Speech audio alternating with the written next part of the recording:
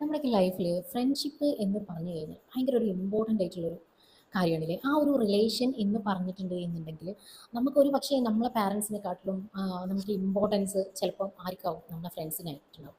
അത് ഒരു കാലഘട്ടത്തിൽ അങ്ങനെയാണ്. നമ്മളൊരു ടീനേജിലൊക്കെ എന്ന് പറഞ്ഞിട്ടുണ്ടെങ്കിൽ നമ്മുടെ ഫ്രണ്ട്സിനാണ് ഇമ്പോർട്ടൻസ് കൊടുക്കുക എന്നുള്ളതാണ്. ഏത് പ്രായത്തിലും ഫ്രണ്ട്സിനെ ഇഷ്ടപ്പെടാത്ത ആളുകൾ ഉണ്ടാവില്ല കേട്ടോ.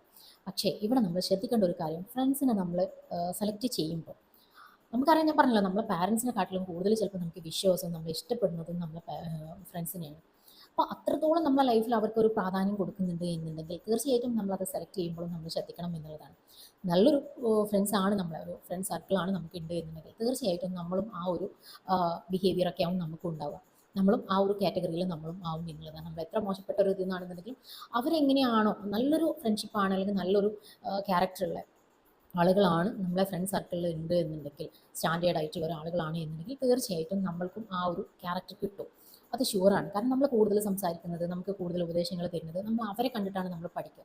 ആ ഒരു ഫ്രണ്ട് സർക്കിൾ ഉണ്ടല്ലോ, അതിൻ്റെ ഉള്ളിൽ നടക്കുന്ന കാര്യങ്ങൾ തന്നെയാണ് നമ്മളെ ലൈഫിലാണെന്നുണ്ടെങ്കിലും നമ്മളത് അപ്ലൈ ചെയ്ത് കൊണ്ടുവരിക എന്നുള്ളതാണ്. അപ്പോൾ തീർച്ചയായിട്ടും അത് നമ്മൾ സെലക്ട് ചെയ്യുമ്പോൾ ആ ഒരു രീതിയിലാണ് എന്നുണ്ടെങ്കിൽ നമ്മളിലും ആ ഒരു ക്വാളിറ്റി ഉണ്ടാവും എന്നുള്ളതാണ്. അതേ സമയത്ത് നിങ്ങളെ ഈ ഒരു ഫ്രണ്ട് സർക്കിൾ വരുന്നത് അങ്ങനത്തെ ഒരു ലോക്കൽ ആളുകളാണ് എന്നുണ്ടെങ്കിൽ തീർച്ചയായിട്ടും എന്താ പറയുക, ആ ഒരു ക്യാരക്ടർ നല്ലൊരു ക്യാരക്ടർ അല്ല എന്നുണ്ടെങ്കിൽ നമ്മളും തീർച്ചയായിട്ടും ആ ഒരു ഇതിൽ പെട്ടുപോകും എന്നുള്ളതാണ്. ആ ഒരു ക്യാരക്ടറാണ് നമ്മളിലും എന്ത് ചെയ്യുക, നമ്മളറിയാതെ നമ്മൾ സബ് കോൺഷ്യസ് മൈൻഡിൽ അത് കയറും.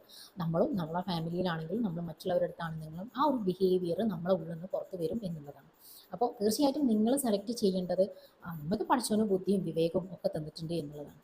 അപ്പോൾ ആ ഒരു ബുദ്ധിയും വിവേകവും വെച്ചിട്ട് നമ്മൾ രക്ഷപ്പെടണം. നമ്മൾ നല്ല രീതിയിൽ മറ്റുള്ളവരുടെ മുന്നിൽ ആരും മോശമായി കാണാൻ ആരും ഇഷ്ടപ്പെടില്ല അല്ലേ.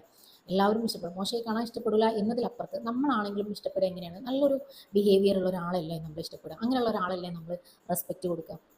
അല്ലാതെ എന്ത് പറഞ്ഞു കഴിഞ്ഞാലും തർക്കുത്തരം പറഞ്ഞാൽ, അതല്ലെങ്കിൽ ഒരു മോശം സിറ്റുവേഷനിൽ ജീവിക്കണ, മോശം രീതിയിൽ ബിഹേവ് ചെയ്യണ ഒരാളെ നമ്മൾ ആരെങ്കിലും ഇഷ്ടപ്പെടും?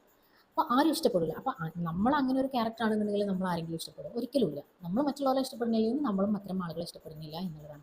അപ്പോൾ തീർച്ചയായിട്ടും നമ്മൾക്കിനി ഇങ്ങനെയൊക്കെ ഒരു സ്വഭാവ രീതികളാണെങ്കിൽ പോലും അതിനെ ചേഞ്ച് ചെയ്യാൻ നല്ലൊരു ഫ്രണ്ട് സർക്കിൾ കൊണ്ട് പറ്റും എന്നുള്ളതാണ്. അപ്പോൾ നമ്മൾ സെലക്ട് ചെയ്യുമ്പോൾ നല്ലൊരു ഫ്രണ്ട് സർക്കിളിൽ എത്താൻ നമ്മൾ മാക്സിമം ശ്രമിക്കുക. ആ ഒരു ക്വാളിറ്റി നമുക്ക് ഉണ്ടാക്കിയെടുക്കാൻ നോക്കുക. നമ്മളെ ഇതിൽ എന്താ പറയുക, അങ്ങനെ ഒരു നെഗറ്റീവ് ആയിട്ടുള്ള ഒരു ഫ്രണ്ട് സർക്കിളാണ് എന്നുണ്ടെങ്കിൽ ഒക്കെ അതിൽ നിന്ന് എന്തെങ്കിലും നിങ്ങൾ സ്കൂട്ടാവണം.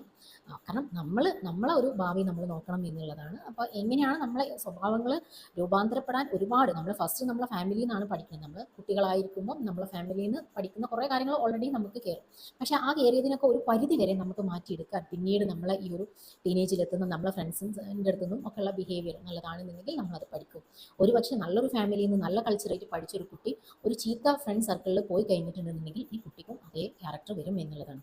അപ്പോൾ എന്തിനും ചേഞ്ച് ചെയ്യാൻ, നല്ലതാണെങ്കിലും ചീത്തയാണെങ്കിലും ചേഞ്ച് ചെയ്യാൻ നമുക്ക് ഈ ഒരു സ്റ്റേജിൽ എത്തുമ്പം ഈ ഒരു ഫ്രണ്ട് സർക്കിളിൽ നിന്ന് അത് ചേഞ്ച് ചെയ്യാൻ പറ്റും എന്നുള്ളതാണ്. അപ്പോൾ തീർച്ചയായിട്ടും എല്ലാ ഫ്രണ്ട്സുകളും നന്നാവാൻ ശ്രമിക്കുക, മാക്സിമം ബെറ്റർ ആവാൻ ശ്രമിക്കുക. കാരണം നമ്മളെ ചൂസ് ചെയ്യുന്ന ആളുകൾ നമ്മൾ അവോയ്ഡ് ചെയ്യാതിരിക്കണം എന്നുള്ളത് തീർച്ചയായിട്ടും നമ്മൾ എന്ത് ചെയ്യുക, ബെറ്റർ ആവാൻ നോക്കുക.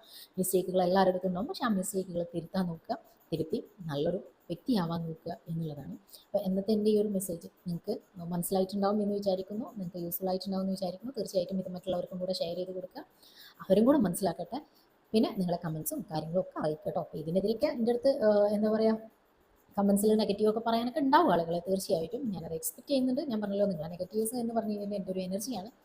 അപ്പോൾ തീർച്ചയായിട്ടും നിങ്ങൾ എന്ത് ചെയ്യണം, അതിനെ റിയാക്ട് ചെയ്യണം, നല്ലതായാലും ചീത്തയായാലും. കാരണം ഞാൻ കണ്ടു എൻ്റെ ചില കമൻസിലൊക്കെ വേറെ ആളുകളൊക്കെ അതിനെ റിയാക്ട് ചെയ്ത് കൊടുക്കുന്നതൊക്കെ നല്ലൊരു കാര്യമാണ്. ആ ഒരു പിന്നെ ഡിസ്കഷനൊക്കെ എന്ന് പറഞ്ഞു കഴിഞ്ഞാൽ നല്ലതാണ്. അപ്പോൾ തീർച്ചയായിട്ടും നിങ്ങളെ കമൻസും കാര്യങ്ങളൊക്കെ അറിയിക്കുക കേട്ടോ. Okay, thank you.